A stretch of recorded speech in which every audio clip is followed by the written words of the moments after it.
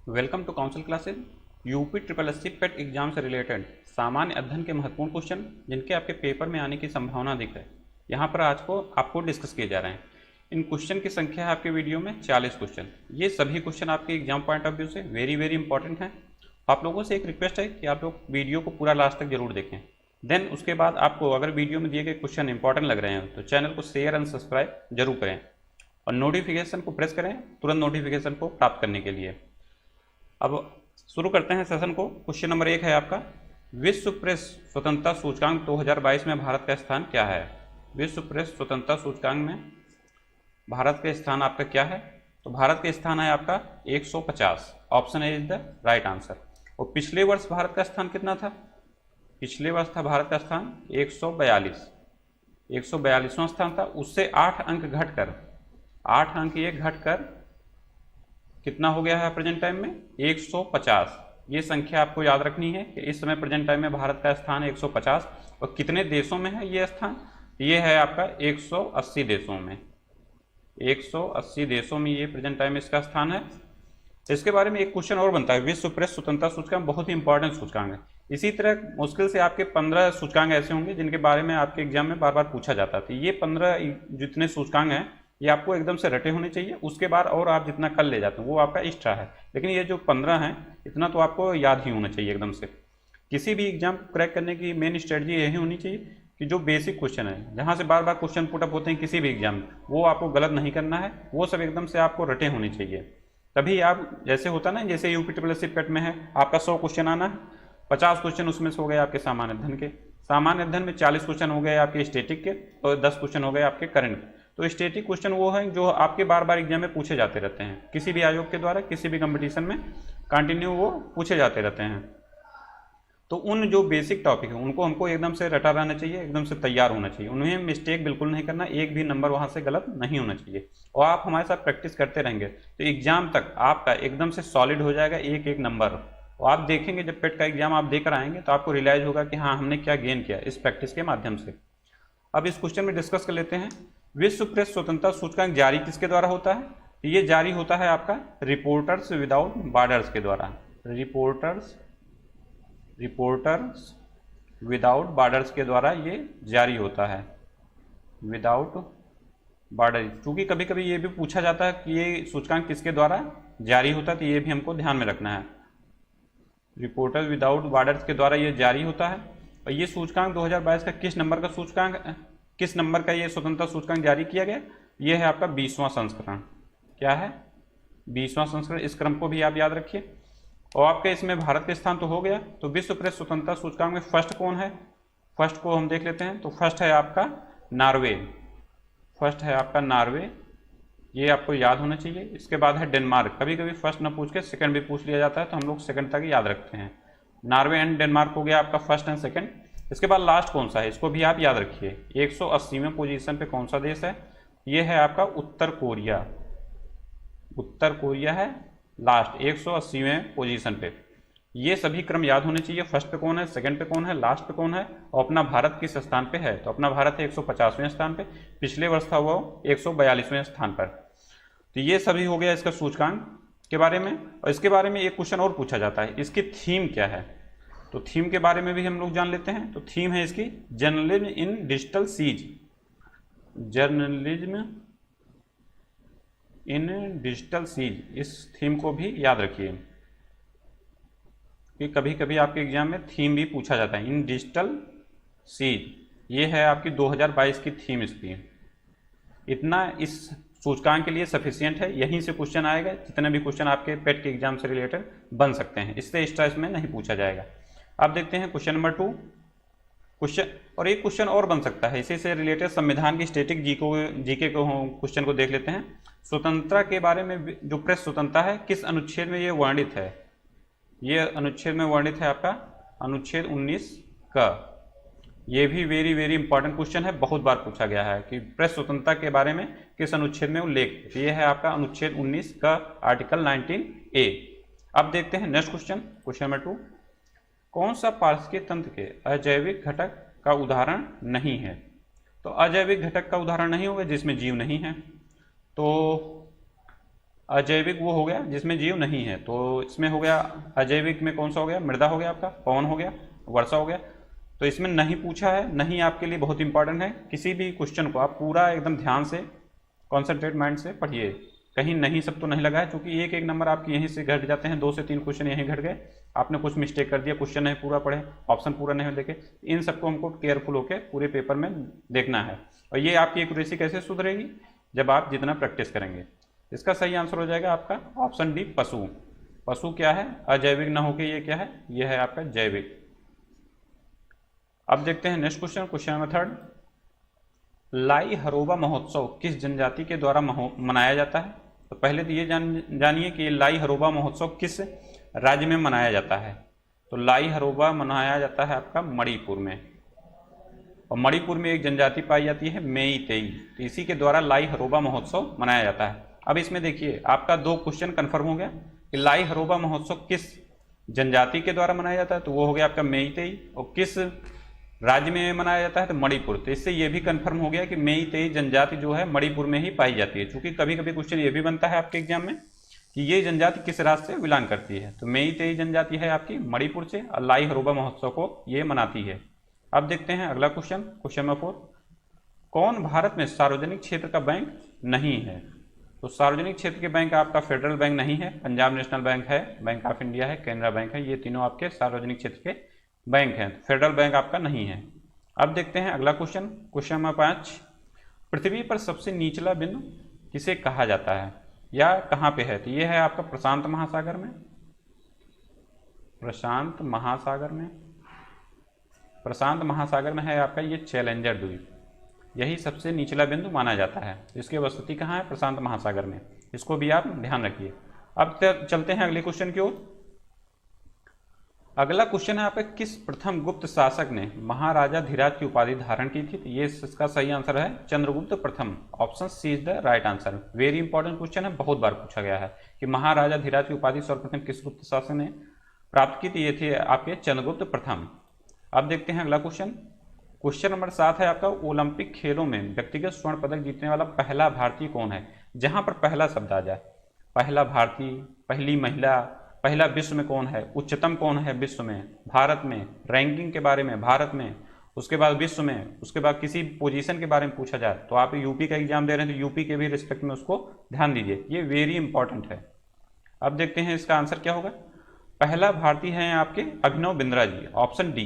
इन्होंने 2008 में Beijing Olympic में निशानेबाजी में पदक जीता था, इन्होंने स्वर्ण पदक, बीजिंग ओलंपिक।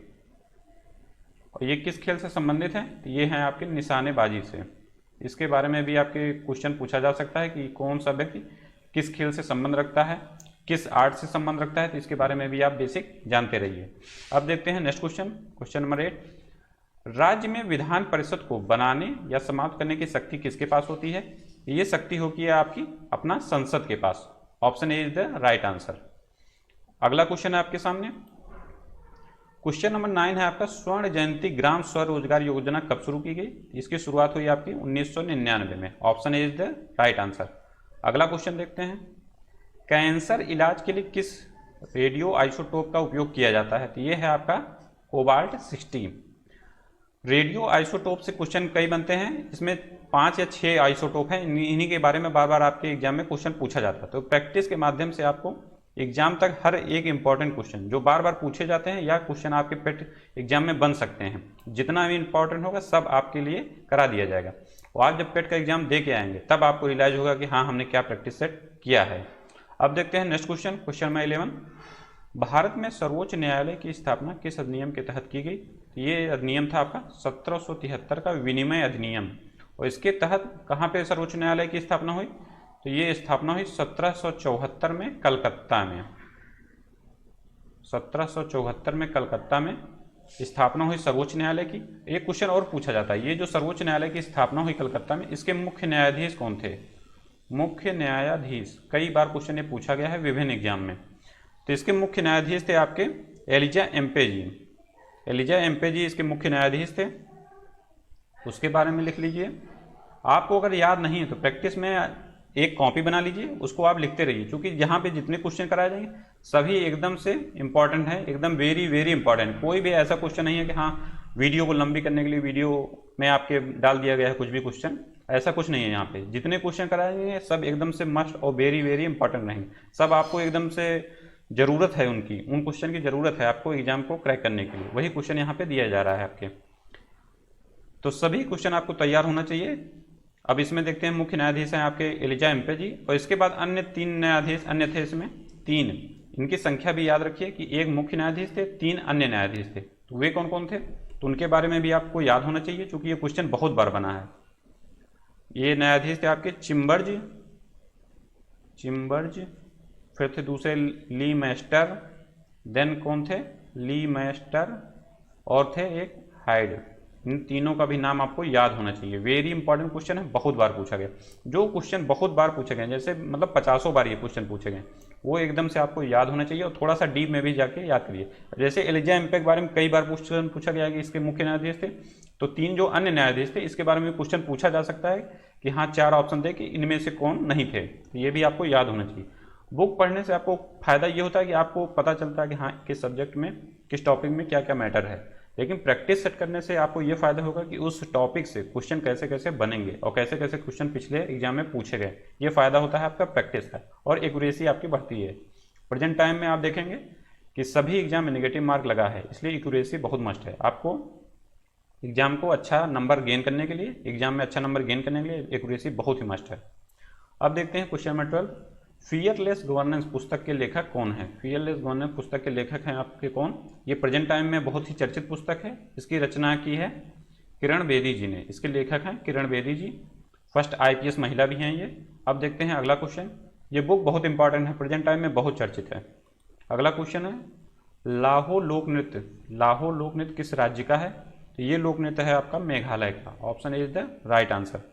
अब देखते हैं अगला क्वेश्चन, क्वेश्चन नंबर 14, यूकेरियोटिक और प्रोकैरियोटिक कोशिका दोनों में क्या पाया जाता है। यूकेरियोटिक कोशिका है और प्रोकैरियोटिक कोशिका है, कोशिकाओं के प्रकार हैं ये, यूकेरियोटिक और प्रोकैरियोटिक, 2 ही प्रकार होते हैं कोशिकाओं के। तो किन में दोनों में क्या पाया जाता है, ये राइबोसोम जो है ये दोनों में पाया जाता है, option is the right answer.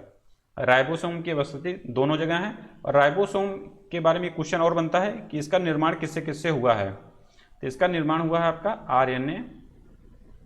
RNA plus protein से। ये क्वेश्चन भी बहुत बार पूछा गया है, वेरी इंपॉर्टेंट क्वेश्चन। राइबोसोम का निर्माण किससे होता है, तो RNA और प्रोटीन से।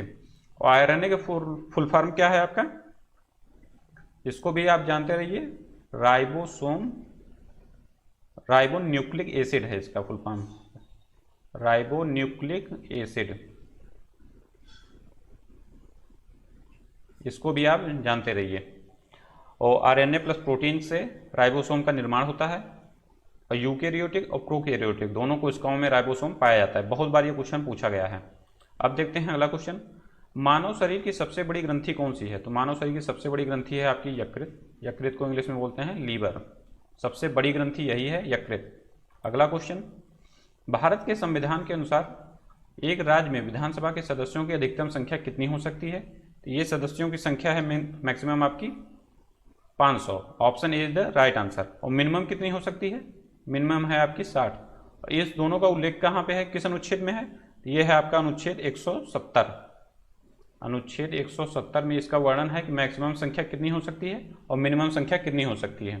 तो मैक्सिमम है आपका 500 और मिनिमम है आपका 60। इसके कुछ अपवाद भी हैं, कुछ राज्य इसके अपवाद भी हैं। वे राज्य कौन कौन से हैं, तो वे राज्य हैं आपके सिक्किम, इसके बारे में भी आप याद रखिए जो अपवाद होता है, चूंकि अपवाद ही पूछा जाएगा। जैसे आपको बता दिया गया है हाँ अनुच्छेद 170 में वर्णित है मिनिमम 60 ही हो सकते हैं, तो आपको उसके साथ साथ उसका अपवाद भी जानना है। तो सिक्किम में विधानसभा के सदस्यों की संख्या होती है आपकी 32, मिजोरम में होती है आपकी, मिजोरम में है आपकी 40, और उसके बाद है आपकी गोवा में 40, उसके बाद है पुदुचेरी, पुदुचेरी में है आपका 30, पुदुचेरी में है आपका 30। और एक क्वेश्चन और बनता है कि विधानमंडल के जो संरचना है उसका वर्णन किस आर्टिकल में है, तो ये भी है आपका अनुच्छेद 170 में विधानसभा की संरचना के बारे में। विधानमंडल विधानसभा नहीं, सॉरी, विधानमंडल की संरचना के बारे में। विधानमंडल के अंतर्गत आते हैं कौन कौन? विधानमंडल का निर्माण किससे किससे होता है? ये होता है आपका विधानसभा, विधानसभा प्लस विधान परिषद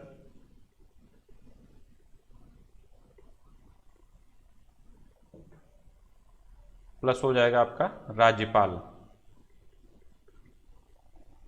विधानमंडल की संरचना के बारे में आपका उल्लेख है अनुच्छेद 168 में। माफी चाहते हैं, मिस्टेक हो गया था थोड़ा सा। अनुच्छेद 170 में ये वर्णित है, आप फिर से सुन लीजिए। अनुच्छेद 170 में ये वर्णित है कि विधानसभा की मैक्सिमम संख्या कितनी हो सकती है, न्यूनतम संख्या कितनी हो सकती है। और विधानमंडल के संरचना के बारे में उल्लेख है आपका अनुच्छेद 168 में, 168 में विधानमंडल की संरचना के बारे में उल्लेख है। उसमें उल्लेख है विधानसभा प्लस विधान परिषद प्लस राज्यपाल। ये हो गया आपका विधानमंडल की संरचना। और विधानमंडल की संरचना में ये तीनों मिलके विधानमंडल का निर्माण करते हैं। अनुच्छेद 170 में है विधानसभा में कितने मैक्सिमम या मिनिमम सदस्य हो सकते हैं। वेरी इंपॉर्टेंट है, दो के दोनों क्वेश्चन, थोड़ा सा मिस्टेक हो गया था लेकिन आप इसको समझिए, दो के दोनों क्वेश्चन बहुत बार पूछे गए हैं। और एक क्वेश्चन और बनता है इसमें कि केंद्र शासित प्रदेश में सबसे मिनिमम संख्या कहाँ पे है? केंद्र शासित प्रदेश में, तो ये है आपका पुदुचेरी। केंद्र शासित प्रदेश में विधानसभा की मिनिमम संख्या है पुदुचेरी में। और जब ये क्वेश्चन पूछा जाए कि विधानसभा की मिनिमम संख्या राज्यों में कहाँ पे है, जहाँ पे मतलब केंद्र शासित प्रदेश नहीं है, तो वो है आपका सिक्किम। राज्यों में मिनिमम संख्या है, राज्यों में मिनिमम ये है आपका सिक्किम में 32 सीट। ये क्वेश्चन दोनों के दोनों आपको याद होना चाहिए, इसीलिए राज्य के साथ केंद्र शासित प्रदेश भी बता दिया गया कि आपको कन्फ्यूजन न हो। अब देखते हैं अगला क्वेश्चन। ये क्वेश्चन बहुत इंपॉर्टेंट है, इसको आप चाहे स्क्रीनशॉट ले लीजिए चाहे लिख लीजिए, बहुत ही इंपॉर्टेंट है। अगला क्वेश्चन है question number 17।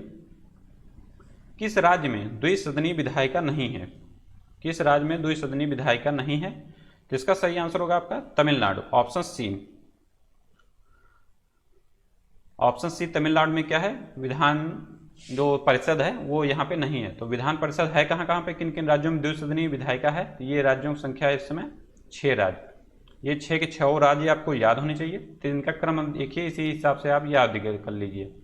UP, Bihar, then है आपका महाराष्ट्र, देन है आपका कर्नाटक। इसको इसी क्रम में याद करिए, UP, Bihar, then Maharashtra, then Karnataka, then Andhra Pradesh, और आंध्र प्रदेश से अलग होकर बना है आपका तेलंगाना।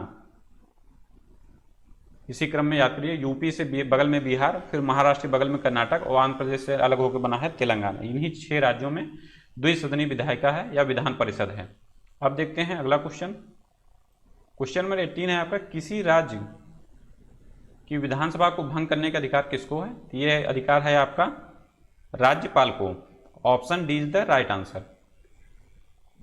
अगला क्वेश्चन देखते हैं क्वेश्चन नंबर 19। मुख्यमंत्री के वेतन और भत्ते कौन तय करता है? ये तय करता है आपकी राज्य विधायिका। Option A is the right answer. अगला क्वेश्चन देखते हैं क्वेश्चन नंबर 20। भारत के किसी भी राज्य के सबसे लंबे समय तक सेवा देने वाले मुख्यमंत्री कौन है? ये हैं आपके पवन चामलिंग, ऑप्शन सी। और पवन चामलिंग कहाँ के मुख्यमंत्री थे? ये थे आपके सिक्किम के। अगला क्वेश्चन देखिए, क्वेश्चन नंबर 21 है आपका, मुख्यमंत्री की नियुक्ति राज्यपाल द्वारा किस अनुच्छेद के अंतर्गत की जाती है? ये अनुच्छेद है आपका 164। बहुत बार क्वेश्चन ये पूछा गया है। अगला क्वेश्चन देखिए, क्वेश्चन नंबर 22 है, कौन सा अनुच्छेद मुख्यमंत्री के कर्तव्यों को परिभाषित करता है? तो ये अनुच्छेद है आपका 167, अनुच्छेद 167। और इसमें एक क्वेश्चन और पूछा जाता है कि राज्यपाल के प्रशासन संबंधी जो जानकारी मिलती है सीएम से, वो किस अनुच्छेद में है? तो वो भी है आपका अनुच्छेद 167 में। राज्यपाल किससे जानकारी लेता है? मुख्यमंत्री से। प्रशासन संबंधी जानकारी, प्रशासन संबंधी एंड विधान विषयक संबंधी जानकारी लेता है आपका राज्यपाल। और किस अनुच्छेद में यह वर्णित है? यह है आपका अनुच्छेद 167। अब देखते हैं अगला क्वेश्चन। क्वेश्चन नंबर 23 है आपका, कौन सा औषधि जैव भू रासायनिक चक्र का उदाहरण नहीं है? यह है आपका नाइट्रोजन चक्र, ऑप्शन बी। नाइट्रोजन चक्र क्या है? ये गैसीय चक्रण का उदाहरण है। अब देखते हैं अगला question, question number 24। Question number 24 है आपका 1793 में जमींदारी प्रणाली किसके द्वारा शुरू की गई थी? जमींदारी प्रणाली किस सन में शुरू की गई? यही क्वेश्चन आपके लिए इंपॉर्टेंट है। 1793 में शुरू की गई और किसके द्वारा शुरू की गई? ये लॉर्ड कॉर्नवालिस जी के द्वारा शुरू हुई। Option B is the right answer. और इसके बारे में कुछ और अन्य फैक्ट जान लेते हैं कि ये जो जमींदारी प्रणाली थी, और इसी को बोलते हैं हम लोग स्थायी बंदोबस्त भी, स्थायी बंदोबस्त भी बोलते हैं। और ये भारत के कितने % के क्षेत्रफल में, ब्रिटिश जो भारत था उस समय प्रेजेंट टाइम में, तत्कालीन भारत, वो कितने % क्षेत्र पे ये जमींदारी प्रणाली या स्थायी बंदोबस्त लागू किया गया था? ये था आपका 19%। ये भी क्वेश्चन आपका पूछा गया है, कितने % तक? 19% तक। और ये व्यवस्था कहाँ कहाँ पे लागू हुई थी? ये थी आपकी बंगाल, बिहार, उड़ीसा, और इसके बाद एक अन्य है फैक्ट आपके लिए बहुत इंपॉर्टेंट, वाराणसी। वाराणसी अपना यूपी का। जब क्वेश्चन ये पूछा जाए कि यूपी में जमींदारी प्रथा या स्थायी बंदोबस्त कहाँ पे लागू किया गया था, तो ये था आपका वाराणसी यूपी में। और कितने % क्षेत्रफल पे ये लागू हुआ था? ये था आपको 19%। और किसने लागू किया था? कॉर्नवालिस ने। और किस सन में ये था? ये 1793। ये सभी क्वेश्चन आपके पूछे गए हैं और बहुत इंपॉर्टेंट है। अब देखते हैं अगला क्वेश्चन। क्वेश्चन नंबर 25 है आपका, किस वायसराय के शासनकाल के दौरान दांडी यात्रा शुरू हुई थी? ये क्वेश्चन भी, जैसे दांडी यात्रा कब हुई ये तो सभी लोग जान रहे हैं कि हाँ 1930 में हुई। तो ये भी क्वेश्चन आपको याद होना चाहिए कि ये किस वायसराय या किस गवर्नर जनरल के कार्यकाल में ये घटना घटित हुई। इसका लॉजिक सिर्फ यही है कि आप लोग प्रमुख घटनाओं को याद करिए, उसके बाद क्रम से जितने मतलब वायसराय या दिए हैं सभी आपको नहीं याद करना है। जैसे सभी याद कर लें तो वो आपके लिए बेस्ट होगा। अगर पूरा नहीं याद कर पा रहे तो जो क्वेश्चन बार बार पूछे जाते हैं, जिन वायसराय के बारे में बार बार पूछा जाता है, उनको आप क्रम से याद करिए। तब क्या होगा, आपके एक भी क्वेश्चन मिस नहीं होंगे। आप सोचेंगे एक एक फैक्ट याद करेंगे तो वो संभव नहीं हो पाएगा। इससे आसानी होगी कि आप लोग सन याद करिए, कौन सी घटना कब घटित हुई, उसके बाद वायसराय के कार्यकाल कब से कब तक हुआ, उसको आप याद रखिए। उससे क्या होगा कि आप कई क्वेश्चन और कर ले जाएंगे कॉन्सेप्ट के बेस पे। जब बहुत सारे फैक्ट आपको, जब सामान्य अध्ययन का हम लोग अध्ययन करते हैं तो बहुत सारे फैक्ट आपको ऐसे मिलेंगे कि जो को रिलेट करते हुए आप क्वेश्चन का आंसर कर ले जाएंगे। और जब फैक्ट याद हैं तो आप इंटर रिलेट करते हुए कर ले जाएंगे। और उसके बाद जैसे आप सोचेंगे एक एक क्वेश्चन याद करें तो ये संभव ही नहीं है। हजारों फैक्ट हो जाएंगे, आप एकदम से कन्फ्यूजन में होगा कि हाँ इरविन में आए थे, बेंटिक आए थे, चैमफोर्ड आए थे, मेटकाफ आए थे, कौन आया था। आप बहुत ही कन्फ्यूज आपको एग्जाम हॉल में उस समय होगी। इसका सिर्फ यही एक रणनीति होना चाहिए कि वायसराय याद करिए और घटना को याद करिए। अब मुझे लगता है कि आप लोगों की ये बात समझ में आ गई होगी। तो दांडी यात्रा हुई थी आपकी लॉर्ड इरविन के कार्यकाल में। लॉर्ड इरविन के कार्यकाल में, option A is the right answer. तो ये दांडी मार्च यात्रा जो शुरू हुई थी ये कब से कब शुरू हुई थी, इसकी शुरुआत भी पूछी गई है। ये साबरमती से शुरू हुई थी। अभी ये हाल के ही लेखपाल के एग्जाम में पूछा गया है कि दांडी यात्रा की शुरुआत कहाँ से हुई। साबरमती से शुरू हुई और किस डेट को हुई, इसका डेट भी आप याद रखिए, 12 मार्च 1930 को। और अनुयायियों की संख्या कितनी थी? 78 अनुयायी, ये भी आप याद रखिए। और दांडी यात्रा कब समाप्त हुई? ये समाप्त हुई आपकी 6 अप्रैल 1930 को। ये सभी फैक्ट आप एक साथ याद रखिए। अब देखते हैं अगला क्वेश्चन, क्वेश्चन नंबर 26। रैयतवाड़ी व्यवस्था निम्नलिखित में से किसके द्वारा शुरू की गई थी? तो रैयतवाड़ी व्यवस्था शुरू की गई थी आपकी थॉमस मुनरो के द्वारा। Option A is the right answer. और इसके बारे में एक क्वेश्चन और पूछा जाता है कि रैयतवाड़ी व्यवस्था कितने, ब्रिटिश भारत की कितने % क्षेत्रफल पर शुरू की गई? ये थी आपकी 51%। ये क्वेश्चन आपको याद होना चाहिए कि कौन सी व्यवस्था किसके द्वारा लागू की गई, कितने % क्षेत्रफल पे लागू की गई। तो रैयतवाड़ी व्यवस्था ब्रिटिश भारत के सर्वाधिक क्षेत्रफल पे इसी व्यवस्था को लागू किया गया। और ये लागू किसके द्वारा किया गया? थॉमस मुनरो के द्वारा। और ये कब से कब तक इनका कार्यकाल है थॉमस मुनरो का? ये था आपका कार्यकाल 1820 से 27 तक। और इसी बीच में 1820 में ही मद्रास से इन्होंने रैयतवाड़ी व्यवस्था को शुरू किया था। 1820 में रैयतवाड़ी व्यवस्था का सिर्फ एक ही मतलब था, इसमें बेसिक जो होता था, जो किसान से जो कंपनी है वो डायरेक्ट मतलब कांटेक्ट में थी। बिचौलिया जो उसमें थे, बिचौलियों का रोल उसमें ख़त्म था। इसमें मेन एक फ़ायदा यही है, समझिए आप, जो बिचौलिए थे, बिचौलियों का रोल एकदम से ख़त्म हो गया था। ये मतलब सबसे बढ़िया समझ लीजिए। जैसे कांटेक्ट आज के समय में ही अगर बीच से जो बिचौलिए हैं वो हट जाएं तो किसान को कितना लाभ होगा? किसान मैक्सिमम लाभ में ही रहेंगे जब आप डायरेक्ट कांटेक्ट में रहेंगे बड़ी कंपनियों या बड़ी जो फर्म है उनके कांटेक्ट में रहेंगे तो फ़ायदा होना ही है। तो बिचौलिए इसमें नहीं थे रैयतवाड़ी में। और रैयत का अर्थ होता है किसान। रैयत का अर्थ होता है, रैयत का हिंदी अर्थ देखेंगे तो ये होता है आपका किसान। ये भी क्वेश्चन पूछा गया है। अब देखते हैं अगले क्वेश्चन की ओर। क्वेश्चन नंबर 27 देखते हैं। ब्रिटिश भारत के किस प्रांत में राजस्व एकत्रित करने के लिए रैयतवाड़ी व्यवस्था लागू की गई थी? ये था आपका दक्षिण भारत में। दक्षिण भारत में ही मद्रास है, तो वहीं पे ये व्यवस्था लागू की गई थी। इसको भी आप याद रखिए। अगला क्वेश्चन है, क्वेश्चन नंबर 28 है आपका। 18वीं शताब्दी में ब्रिटिश रिकॉर्ड में रैयत का क्या अर्थ है? ये क्वेश्चन पूछा गया है। तो रैयत का अर्थ है आपका किसान। Option C is the right answer. अगला क्वेश्चन देखिए, महालवाड़ी व्यवस्था किसने तैयार किया था? तो महालवाड़ी व्यवस्था तैयार किया था आपके हॉर्ट मैकेंजी जी ने। Option A is the right answer. और इसके बारे में भी जान लीजिए, ये कितने प्रतिशत भूभाग पे ये लागू किया गया था? ये था आपका 30% क्षेत्रफल पे। ब्रिटिश भारत के 30% क्षेत्रफल पे महालवाड़ी व्यवस्था लागू की गई थी। और किसके द्वारा? ये थी आपके हॉर्ट मैकेंजी के द्वारा। और ये किस किस एरिया में लागू की गई थी? ये एरिया है आपका उत्तर प्रदेश, उसके बाद है आपका मध्य प्रांत, उसके बाद मिडिल प्रांत हो गया आपका, उसके बाद हो गया आपका पंजाब प्रांत। तो किस क्षेत्र में लागू किए गए थे इसको भी आप जानिए, कितने प्रतिशत पे लागू किए गए थे इसको भी जानिए, और किसके द्वारा ये व्यवस्था लाई गई थी इसको भी आप जानिए। सभी क्वेश्चन बने हुए हैं और आपके एग्जाम में भी बनेंगे, 100% बनेंगे।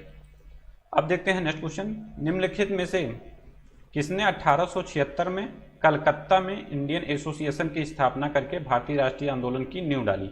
तो पहले तो यही पूछा जाएगा आपका कि इंडियन एसोसिएशन की स्थापना किस सन में हुई? तो ये हुई आपकी 1876 में। कहाँ हुई? कलकत्ता में हुई। और इसकी आंदोलन की नींव किसके द्वारा डाली गई? तो अब इसको जानिए। ये डाली गई आपके सुरेंद्र नाथ बनर्जी जी के द्वारा। Option B is the right answer. Surendra Nath Banerjee ji के द्वारा इसके आंदोलन की नींव डाली गई। और इसके बारे में फिर देखते हैं अगला क्वेश्चन। अगला क्वेश्चन है क्वेश्चन नंबर 31। स्वदेशी आंदोलन का संबंध किससे था? स्वदेशी आंदोलन का संबंध किससे था? इसका संबंध था आपका बंगाल के विभाजन से। Option A is the right answer. और स्वदेशी आंदोलन हुआ कब था? यह हुआ था आपका 1905 में। 1905 में हुआ था। कब? इसकी घोषणा कब हुई? 7 अगस्त 1905 को। ये क्वेश्चन बहुत बार पूछा गया है, इसलिए इसमें डेट भी आप याद रखिए। और इसके बैकग्राउंड में भी थोड़ा सा जान लेते हैं हम लोग। स्वदेशी आंदोलन की शुरुआत कहाँ से हुई? तो स्वदेशी आंदोलन की शुरुआत हुई जब बंगाल विभाजन की घोषणा हुई आपकी 20 जुलाई 1905 को। इसको भी आप डेट सहित याद रखिए। 20 जुलाई 1905 को बंगाल विभाजन की घोषणा हुई। बंगाल विभाजन की आपकी घोषणा हुई किस डेट को? 20 जुलाई 1905 को। उसके बाद आपका 7 अगस्त 1905 को स्वदेशी आंदोलन का प्रारंभ हुआ। और स्वदेशी आंदोलन का मुख्य उद्देश्य क्या था? तो इनका मुख्य उद्देश्य था विदेशी वस्तुओं का बहिष्कार करना। विदेशी वस्तुओं का बहिष्कार करना इसका मुख्य उद्देश्य था। और इसी के बारे में एक क्वेश्चन और बनता है। रविन्द्रनाथ टैगोर जी ने जब ये विदेशी वस्त्रों को जलाया जा रहा था तो उसके बारे में रविन्द्रनाथ टैगोर ने एक स्टेटमेंट जारी किया गया था रविन्द्रनाथ टैगोर के द्वारा। ये क्वेश्चन भी पूछा गया है कि विदेशी वस्त्रों को जलाना एक ये निष्ठुर बर्बादी है। क्या है? निष्ठुर बर्बादी है। निष्ठुर बर्बादी है विदेशी वस्त्रों को जलाना। ये भी स्टेटमेंट पूछा गया है कि ये विदेशी वस्त्रों को जलाना निष्ठुर बर्बादी है। तो किसके द्वारा बोला गया? ये था रविन्द्रनाथ टैगोर के द्वारा। किस घटना में बोला गया? ये स्वदेशी आंदोलन के दौरान ये रविन्द्रनाथ टैगोर के द्वारा बोला गया। और इसमें डेट भी आप याद रखिए। बंगाल विभाजन की घोषणा कब हुई? 20 जुलाई 1905 को हुई। उसके बाद स्वदेशी आंदोलन का प्रारंभ हुआ 7 अगस्त 1905 को। इतना सफिशियंट है आपके लिए। अब देखते हैं नेक्स्ट क्वेश्चन। गांधी के द्वारा सत्याग्रह सभा की स्थापना कब की गई थी? गांधी जी के द्वारा सत्याग्रह सभा की स्थापना कब की गई थी? तो इसकी स्थापना हुई थी आपकी 1919 में। Option B is the right answer.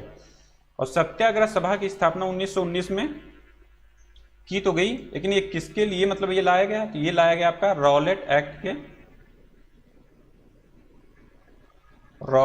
के जो देश में पूरा विरोध चल रहा था रॉलेट एक्ट का। रॉलेट एक्ट आया कब था? इसके भी बारे में आप जानिए। तो ये था आपका मार्च 1919 में आया था।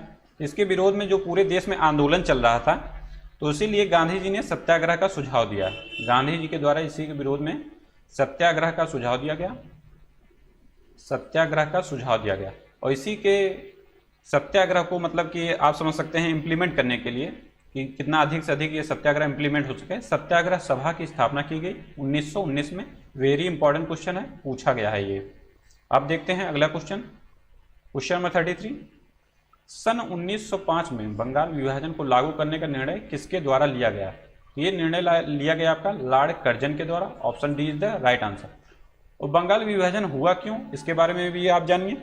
बंगाल विभाजन इसलिए उस समय हुआ 1905 में, क्योंकि उस समय बंगाल जो था वो क्रांतिकारियों के क्या था, एक मुख्य केंद्र बन गया था। वहीं से पूरा स्वतंत्रता का पूरा आंदोलन वहीं से बूम करके उठता था। इसीलिए हुआ कि हाँ, बंगाल को ही 2 पार्ट में विभाजित कर दिया जाए, जिससे क्या है क्रांतिकारी थोड़ा सा बढ़ जाएंगे। उसके बाद आपका जो आंदोलन की प्रक्रिया है वो थोड़ा सा धीमी पड़ जाएगी। यही मेन रीजन था बंगाल विभाजन को करने का। और ये किसके कार्यकाल में किया गया? ये किया गया आपके लॉर्ड कर्जन के। अब देखते हैं अगला क्वेश्चन, महात्मा गांधी का जन्म कब हुआ था? तो महात्मा गांधी का जन्म, ये तो बेसिक क्वेश्चन आपको पता ही होगा। इसका जन्म हुआ था आपका 1869 को, 1869 को। सभी को पता होगा, लेकिन फिर भी आप याद करिए चूंकि ये क्वेश्चन पूछा गया है। तो 2 अक्टूबर 1869 को महात्मा गांधी का जन्म हुआ था। और इनकी मृत्यु कब हुई थी? इनकी मृत्यु हुई थी आपकी 30 जनवरी 1948 को। 30 जनवरी 1948 को इनकी मृत्यु हुई थी। और इनके बारे में और भी क्वेश्चन पूछे जाते हैं, जैसे ये किससे प्रभावित हुए, किसके द्वारा ये मतलब ज़्यादा प्रभावित हुए, किस बुक से? ये थे आपके रस्किन की ये बुक थी, रस्किन। इसकी रचनाकार का भी आप नाम याद रखिए, रस्किन। तो रस्किन की ये बुक थी unto this last, unto this last. इसके बारे में भी क्वेश्चन पूछा गया है आपका। Unto this last book Ruskin की है। इसी से महात्मा गांधी जी सर्वाधिक प्रभावित हुए थे। और महात्मा गांधी के बारे में और क्वेश्चन बनता है, वेरी इंपॉर्टेंट टॉपिक है, क्योंकि आपके पेट में जो आपका स्वतंत्रता संग्राम आंदोलन है उससे 5 नंबर के क्वेश्चन अलग से बनने हैं। हिस्ट्री से पूरा 10 क्वेश्चन बनेंगे, पूरा आपका प्राचीन, मेडुअल और आधुनिक से आपके मिला के बनेंगे। उसके बाद स्वतंत्रता संग्राम आंदोलन से अलग से 5 क्वेश्चन बनेंगे। तो इसको हमको ध्यान में रखते हुए चलना है। सबसे ज़्यादा वेटेज आपका हिस्ट्री का ही है 10 नंबर, उसके बाद वेटेज है आपका करंट अफेयर का 10 नंबर का। तो ये हो गया आपका रस्किन की एक बुक थी अनटू दिस लास्ट। इससे सर्वाधिक महात्मा गांधी जी प्रभावित हुए थे। और महात्मा गांधी जी को उपाधि कौन कौन दिया था उसके बारे में भी आप जानिए, ये भी क्वेश्चन बहुत बार पूछा गया है। तो महात्मा गांधी को उपाधि दिया था, महात्मा की उपाधि किसने दिया था? महात्मा, ये जो उपाधि दी थी किसने दी थी? ये दी थी आपके रविंद्रनाथ टैगोर ने, रविंद्रनाथ टैगोर ने। और कब दिया था ये? तो ये दिया था आपका चंपारण जो सत्याग्रह चल रहा था, चंपारण सत्याग्रह, उसी से प्रभावित होकर इनके जो नेतृत्व था महात्मा गांधी जी का, उसी से प्रभावित होकर रविंद्रनाथ टैगोर ने ये उपाधि दी थी। और चंपारण सत्याग्रह हुआ कब था? 1917 में। ये भी आप याद रखिए कि महात्मा गांधी को उपाधि तो दी रविंद्रनाथ टैगोर ने, लेकिन कब दी इसको भी याद रखिए, चंपारण सत्याग्रह के दौरान 1917 में। और एक उपाधि इनको और दी गई थी, राष्ट्रपिता की, राष्ट्रपिता की उपाधि। ये किसने दी थी? ये दिया था आपका सुभाष चंद्र बोस ने, सुभाष चंद्र बोस ने ये उपाधि दी थी। और ये कब दी थी? तो ये दिया था आपका 1944 में सिंगापुर में रेडियो प्रसारण के समय, रेडियो प्रसारण के समय सुभाष चंद्र बोस ने इनको राष्ट्रपिता करके संबोधित किया था। सुभाष चंद्र बोस ने इनको राष्ट्रपिता बोला था। कब बोला था? 1944 के सिंगापुर में जब रेडियो प्रसारण हो रहा था उस समय इनको राष्ट्रपिता के नाम से संबोधित किया गया था। और एक क्वेश्चन और बनता है इनके बारे में, महात्मा गांधी को 1 मैन बाउंड्री फोर्स की भी उपाधि दी गई है। 1 man boundary force, 1 man boundary force, boundary force, ये किसने दिया था उपाधि? ये दिया था आपके माउंट बेटन ने, माउंट बेटन ने। ये तीनों उपाधियां बहुत बार पूछी गई हैं, एकदम से आपको याद होनी चाहिए। और इसके बैकग्राउंड में भी आपको बता दिया गया कि कब कब कौन सी उपाधि दी गई। एकदम से पेट क्वेश्चन है, कई बार पूछा गया, एकदम से रटा होना चाहिए आपको। अब देखिए अगला क्वेश्चन, गांधी जी का सर्वोदय से क्या तात्पर्य था? तो गांधी जी का सर्वोदय जो है उससे तात्पर्य था आपका नैतिक मूल्यों पर आधारित एक नए समाज का सृजन करने से। Option C is the right answer. Sarvodaya का गांधी जी से तात्पर्य यही था कि नैतिक मूल्यों का सृजन किया जाए एक अच्छे समाज का निर्माण करने के लिए। अब देखते हैं अगला क्वेश्चन। क्वेश्चन नंबर 36 था आपका 1903 में दक्षिण अफ्रीका में महात्मा गांधी ने किस अखबार की स्थापना की थी? तो इस अखबार का नाम है आपका इंडियन ओपिनियन, ऑप्शन डी। एक क्वेश्चन और पूछा जाता है कि इंडियन ओपिनियन किस किस भाषा में था। इंडियन ओपिनियन जो पत्रिका थी वो किस किस भाषा में थी? ये पत्रिका थी आपकी हिंदी, अंग्रेजी, देन थी आपकी गुजराती, उसके बाद है तमिल। ये क्रम भी आप याद रखिए, इसी से आसानी से आपको याद हो जाएगी। हिंदी, अंग्रेजी, गुजराती, तमिल। हिंदी, अंग्रेजी, गुजराती और तमिल 4 भाषाओं में ये यूज होता था। अखबार जारी होता था 4 भाषाओं में। जब ये क्वेश्चन पूछ लिया जाए कितने भाषाओं में जारी होता था, तो 4 भाषाओं में। और ये भी क्वेश्चन पूछा गया है कि जैसे ये चारों ऑप्शन में दे दिया गया या एक नहीं दिया गया, इसमें पूछ लिया गया कि कौन इनमें से नहीं है, किस भाषा में ये जारी नहीं होता था। ये क्वेश्चन आपको याद होना चाहिए। अब देखते हैं अगला क्वेश्चन। महात्मा गांधी ने नटाल भारतीय कांग्रेस का गठन कब किया था? तो नटाल भारतीय कांग्रेस का इन्होंने गठन किया था 1894 में। Option C is the right answer. अगला क्वेश्चन देखते हैं। क्वेश्चन नंबर 38 है आपका, महात्मा गांधी का राजनैतिक गुरु कौन था?